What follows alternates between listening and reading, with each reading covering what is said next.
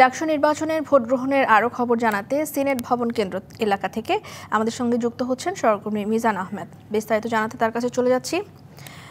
মিজান, দেখা যাচ্ছে যে শিক্ষার্থীরা এসেছেন ভোট দিতে, তো ভোট প্রক্রিয়ার স্বচ্ছতা নিয়ে তারা কতটা সন্তুষ্ট এই মাঠে?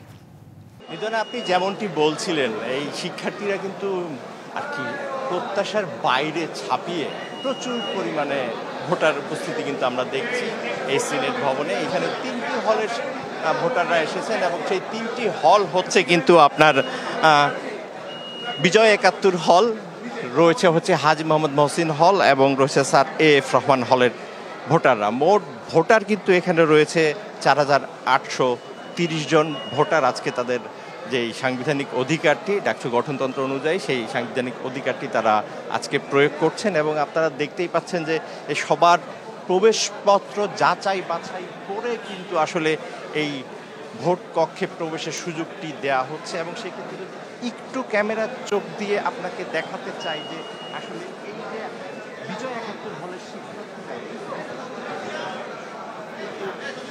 ইলেকট্রনিক ডিভাইসগুলো কিন্তু জমা নিয়ে নেওয়া হচ্ছে এবং ইলেকট্রনিক ডিভাইসগুলো কিন্তু আমরা দেখতে পাচ্ছেন যে সেখানে জমা রয়েছে এবং সেই ইলেকট্রনিক ডিভাইস প্রবেশ করার কোনো সুযোগ নেই এবং পাশাপাশি সবার প্রবেশপত্র কিন্তু চেক করা হচ্ছে। এই যে আপনি দেখছেন যে আইডি কার্ড নিয়েও কিন্তু যারা এখন প্রবেশ করবেন এরা কিন্তু হচ্ছেন পুরনো শিক্ষার্থী। সানবিট সব দিবে সামাল, সানবিট ম্যাজিক প্রেস ডিশওয়াশিং এর মাথা ঘোরানো সলিউশন। প্রথম বর্ষের শিক্ষার্থীরা কিন্তু তাদের লাইব্রেরি কার্ড এবং পেন স্লিপ এই দুটো দিয়েই কিন্তু প্রথম বর্ষের শিক্ষার্থীরা ঢুকতে পারবেন।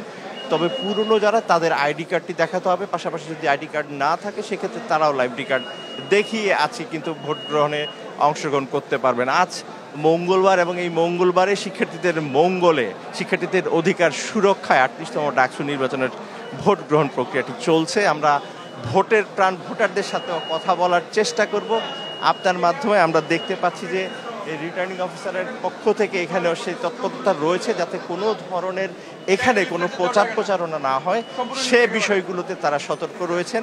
আমরা দেখতে পাচ্ছিলাম অনেকেই এসে ভোটারদের সঙ্গে কথা বলার চেষ্টা করছেন, শুভেচ্ছা বিনিময় করছেন এবং ভোটাররাও হাসি মুখে কিন্তু সবাইকেই আশ্বস্ত করার চেষ্টা করছেন। তবে গোপন কক্ষে গিয়ে কাকে তারা ভোট দিয়েছেন এবং কে বিজয়ী হয়ে ডাকসুর সেই হাসিটি হাসবে তা হয়তো আসলে চূড়ান্ত ফলাফলের পরই বলা যাবে। এই মুহূর্তে আমি একটু ভোটের প্রাণ ভোটারদের সাথে কথা বলতে চাই। আপনি তো একজন ভোটার, আপনার কাছে যে জানতে চাই আসলে প্রত্যাশাটা কি, কেমন করে প্রার্থী যদি আসলে আজকে আমরা আসলে প্রত্যাশা করি যে হচ্ছে শিক্ষার্থী বান্ধব প্রার্থী থাকবে ডাকসুতে এবং যারা মেইনলি শিক্ষার্থী আবাসন তারপরে হচ্ছে যানজট সবগুলো নিয়ে মেইনলি কাজ করবে এবং শিক্ষার ক্ষেত্রে যখন কোনো দুর্নীতি দেখা যাবে তারা মেইনলি আগায় আসবে। এটা হচ্ছে আমাদের চাওয়া, এমন প্রার্থীকে আমরা আসলে নির্বাচন করব। যেমনটি এই ভোটার বলছিলেন যে তিনি আসলে চান যে একটা শিক্ষা বান্ধব পরিবেশ এবং শিক্ষার্থীদের যে যে সমস্যাগুলো রয়েছে শেষে সে সমস্যা সমাধানে যারা আসবেন তাদেরকেই। আমরা আরেকজন ভোটারের সাথে কথা বলছি, কোন ধরনের প্রার্থীকেই আসলে আজকে ভোট দেওয়ার সিদ্ধান্ত নিয়েছে?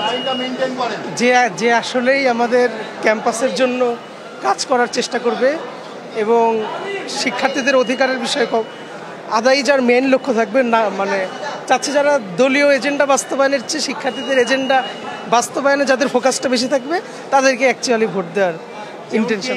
ভোটার বলছিলেন আসলে আমরা দেখেছি কিন্তু দীর্ঘ সময় কেন্দ্রীয় ক্ষমতার লেজুর বৃত্তির সাথে জড়িত ছিল ডাকসু এবং সেই লেজুর বৃত্তি থেকে যারা এই ডাকসুকে বের করে নিয়ে আসবেন আজকে তাদেরকেই কিন্তু তারা বাছাই করবেন। তো এই পর্যায়ে ফিরে যাচ্ছি স্টুডিওতে, সামনে আপনার মাধ্যমে দর্শকদের আরও অনেক তথ্য জানাবো ডাকসু নির্বাচন নিয়ে। ফিরে যাচ্ছি স্টুডিওতে, রিদনা আপনার কাছে। নিশ্চয়ই মিজান, আপনাকে ধন্যবাদ।